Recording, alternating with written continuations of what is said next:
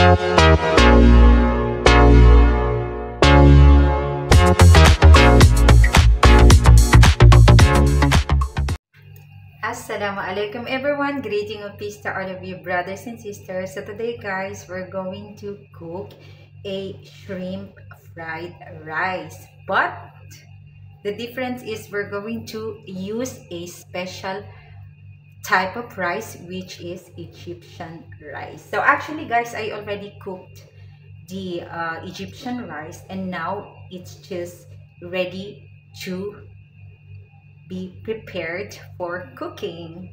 So here you go guys. I made our wok or frying pan. This is not frying pan, but it's a wok. I made it ready already, and now we're going to put the coconut oil. So we have prepared our ingredients as well here. So now we're going to put the onion. Yep.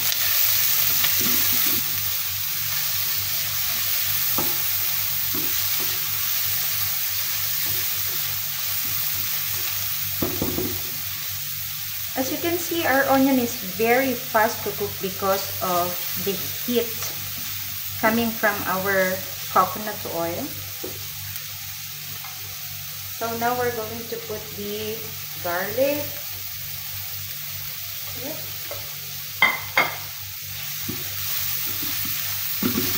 And we'll just cover it and let it set for a few minutes, like maybe 1 minute, until it's golden brown. But it's not gonna get golden brown guys, because we are cooking, we are using the coconut oil.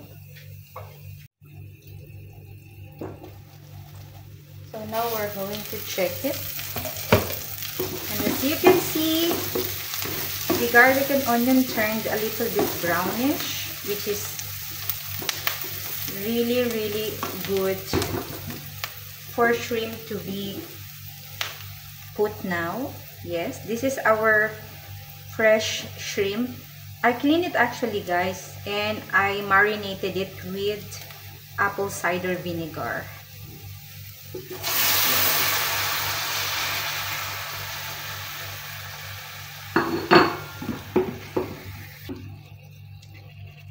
So now we'll just let it set and let it dry for 3 minutes. Yeah, we'll cover it up for 3 minutes guys, okay? So here you go guys. As you can see, it became watery. Actually, I opened it just to let this water to evaporate. And since it's a little bit less now, we're going to put this corn and green peas. Yes. So just mix it up guys.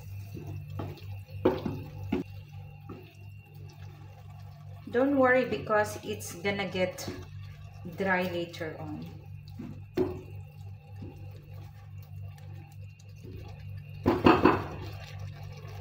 So our corn and green peas is already cooked, as you can see. So now we're going to proceed by putting our spices. I'm going to put black pepper,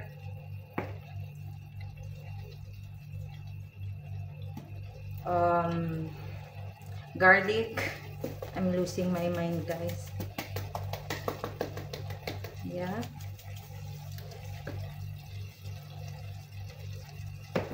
And our Indofood sweet soy sauce.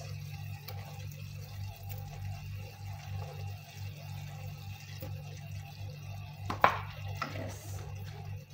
Just like 1 spoon of Indo soy sauce. And we'll just mix it up. I haven't put the salt guys, because I want to mix it up when we put the rice already. So now it became very watery, as you can see. Why? Because we are not using the flat pan. So now we're going to start to put the rice itself. Yes, this is our rice. So I washed my hands to make sure that it's clean. So we're going to put it slowly and surely.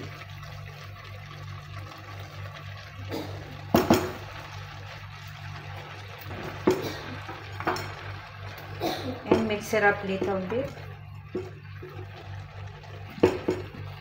Yes.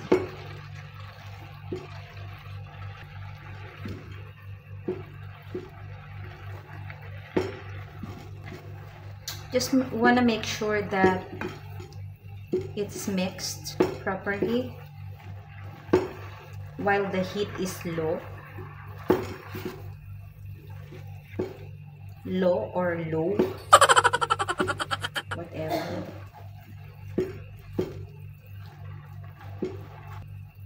And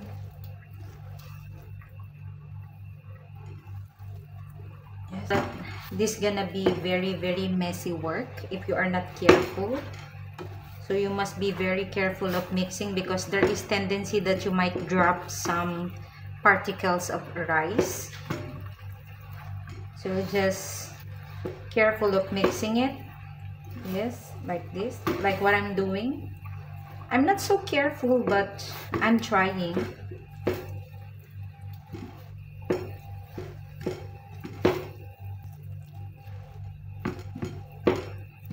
So we add a little bit more, guys. We will not use all of this rice because the tendency is our fried rice will become, you know, onti lang yung lahok niya. So this brown will not be visible, you know. It seems like we're just eating rice alone.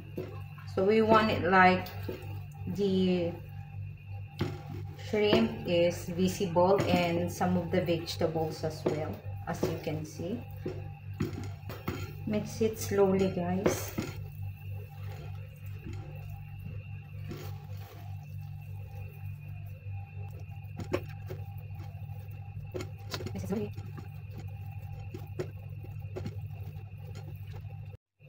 So here you go, guys. Our rice is almost done, but we still have something here to put.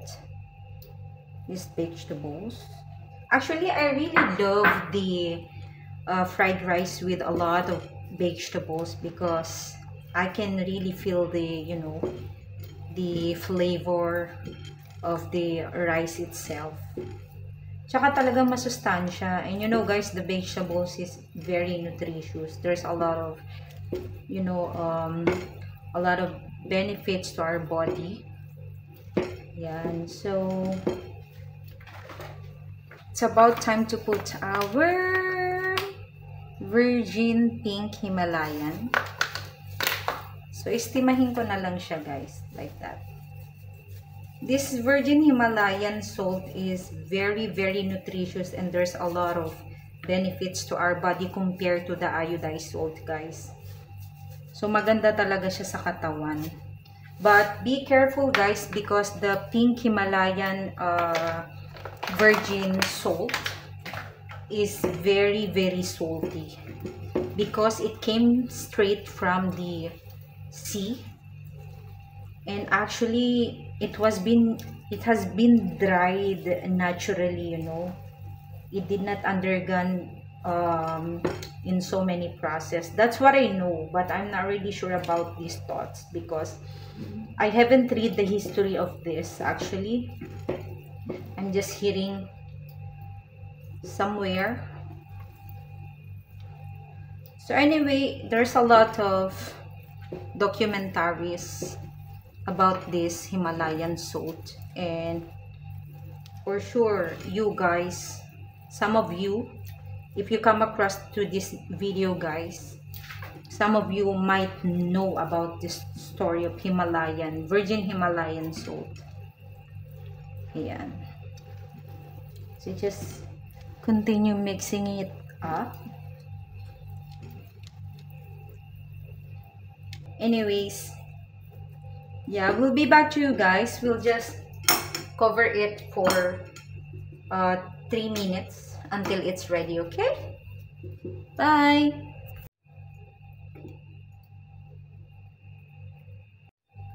So here you go, guys. Welcome back to my YouTube channel. So after like 3 to 5 minutes that we have let this to rest, and here you go. Ayan. It's really ready for eating or for having it now. So we'll just take some little bit amount only to have a taste of it. Kasi hindi ko pa siya natitikman, guys, eh. So yes, we're going to have this very teeny, very small bowl. Ayan. Actually, I ate already, but I just wanna try. So here we go, guys. This is our Egyptian fried rice with shrimp. So let's have a taste now. Bismillah. Actually, I should not be eating this on this way, but since we ate already, so I just feel to taste a little bit quantity of this. Bismillah.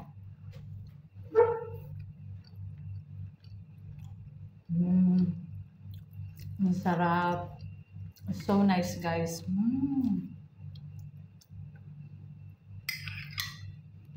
Ang sarap. It's really tasty, guys. It complements the, you know, the prawn and the endomy, sweet soya sauce, and the rice itself. If you do not know, guys, Egyptian rice is a very tasty rice.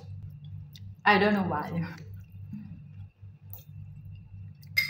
Sarap niya, guys.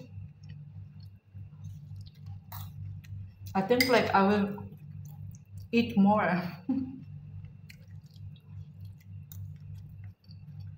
And one thing more, guys, if you do not know also, I use a shrimp water, yeah, when I cook this Egyptian rice. So that's why it really tastes shrimp. Bango.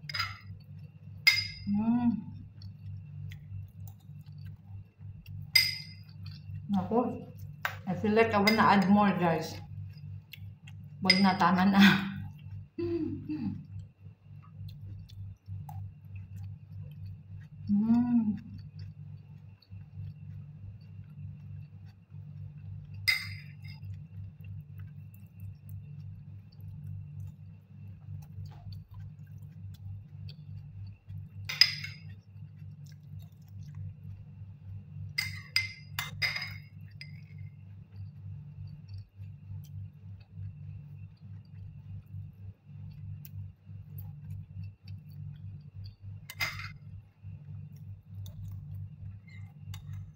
Yes, guys, I hope you like watching this video at sana may natutunan naman po tayo sa aking video ngayon. And please, guys, don't forget to subscribe to my YouTube channel, Noor channel, and press the notification bell down below so you get notified whenever I am uploading new video, guys.